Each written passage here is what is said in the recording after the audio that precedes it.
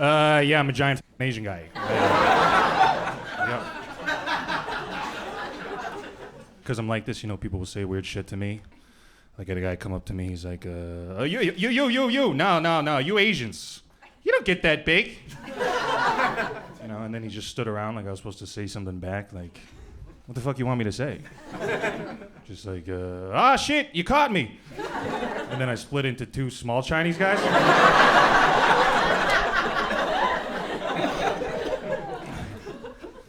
But I'm 6'9", that's how tall I am. Thank you. Fun fact about being 6'9", actually very bad for 69.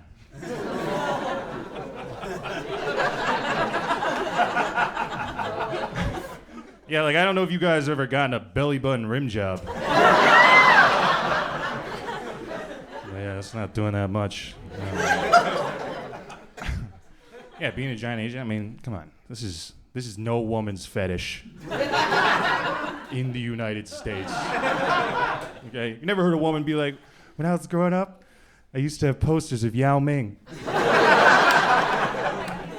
Watch him do the tip-off and imagine I was the ball. You know? Imagine how different my life would be like if I was in China right now, you know? Getting all this government making women have sex with me to make the country taller pussy.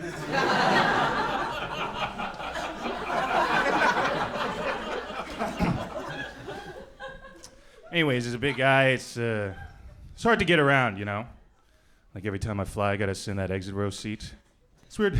It's weird when you sit there, right? Flight attendants, they come around. Okay, everybody. In the event of an emergency, are you able to help with the door? And I always say yes, but in my head, I'm like, no. What the fuck are you talking about? So you're telling me if the plane goes down, I'm now an employee? That's like going to a restaurant, they're like, hey, if you find a hair on your dish, go back and cook. You know? And they just never tell you to open the door. This is just some easy to open door to the sky. What if you're up there? You're like, what does this do?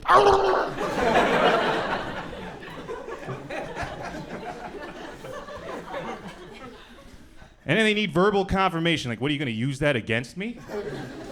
Like, we're going to be in a court of law and they'll be like, Your Honor, this gentleman right here, he gave verbal confirmation that if the plane went down, he would help with the door.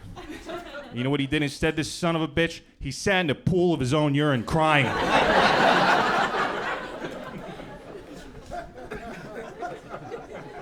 And I'm also like, what kind of a question is this to be asking of extra legroom people, huh? My people.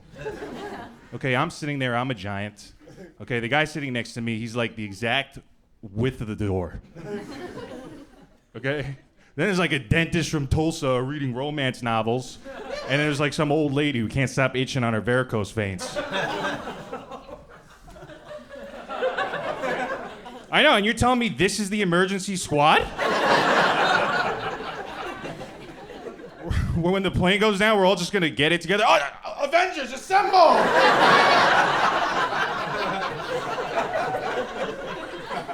They're like, we're gonna need you guys to help get everyone out. I'm like, we had the hardest time getting in. I feel like all that's gonna happen is me and this other guy gonna rush the door and form this kind of meat cork. Well, everyone roasts alive like a French dish. All right, you guys like dark jokes? You guys mind some more? Anybody here a fan of these murder shows? Yes. Yeah. My least favorite one of the murder shows is that murder-suicide. You know? Because that murder-suicide, that's truly the coward's way, huh? You kill somebody, then you kill yourself. That's easy. You know what'd be hard? Suicide murder.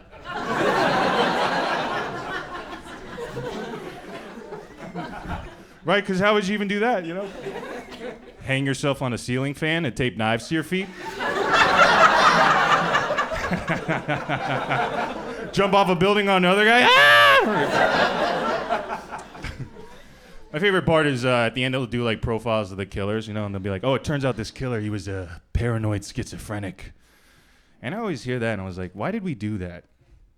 Go around slapping paranoid onto schizophrenic? Like, are there non-paranoid schizophrenic people? Like guys walking around like, oh my God, my dead mother just appeared, but I'm chilling. Yeah, I hear voices in my head, but they're all Morgan Freeman and Michael Bublé.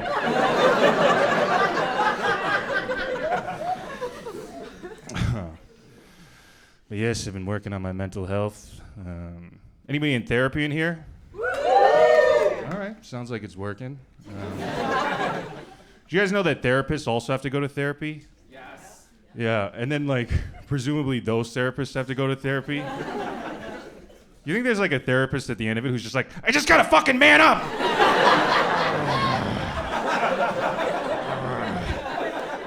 You know? His wife's like, honey, you're always tense, you gotta see someone. He's like, no! All I do is listen to people, listen to people, listen to people. It's gotta stop somewhere!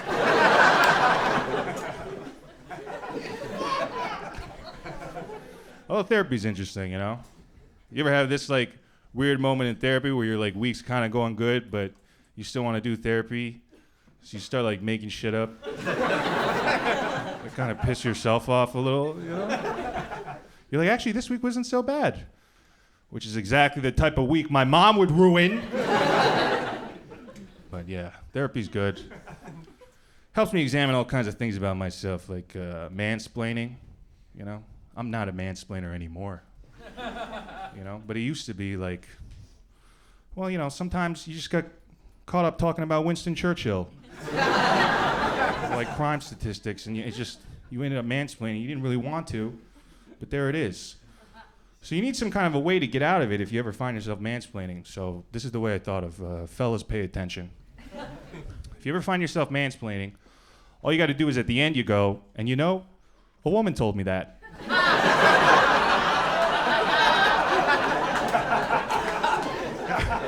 You know, because then you're not like a condescending over-explainer, you're more just like an eager messenger. All right. But yeah, it's good to examine stuff, you know, especially like getting older. I've been thinking a lot about getting older. Especially noticed this recently. I was walking past this schoolyard, saw all these kids out to recess, and they were just like playing so freely, you know, expressing themselves honestly. All of them were dead sober. And, you know, as I was standing there watching these kids, it occurred to me, I was like, you know, God damn it. I probably should not be standing there watching these kids. Just for like 20 minutes behind a fence, just... All right, this joke's probably gonna get cut, but say what you will about pedophiles. They hate school shootings.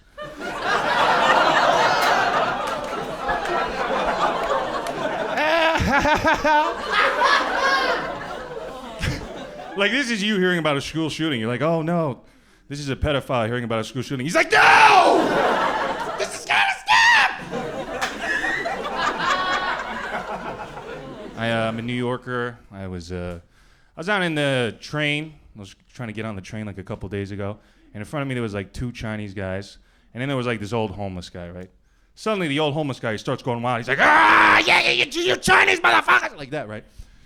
And it was so abrupt like that, I was even about to start laughing. And then I was like, oh, wait a minute, I'm in this.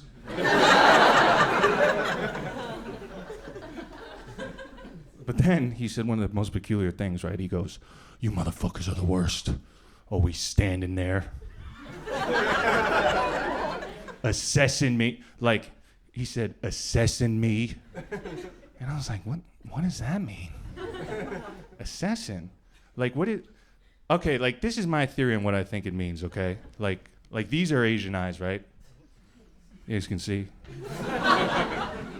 I think he thinks we're doing like this.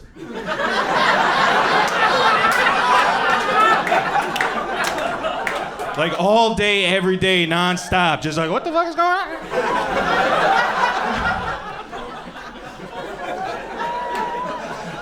And I mean, I know they're squinty, but it isn't scrutiny. But then I'll tell you what, this moment of like real racial unity happened, because me and the two Chinese guys, right? We all swiped in together. Nobody said a word to the homeless guy. We all walked together to the end of the platform. When we got to the end, the two Chinese guys were like, so, what's your assessment?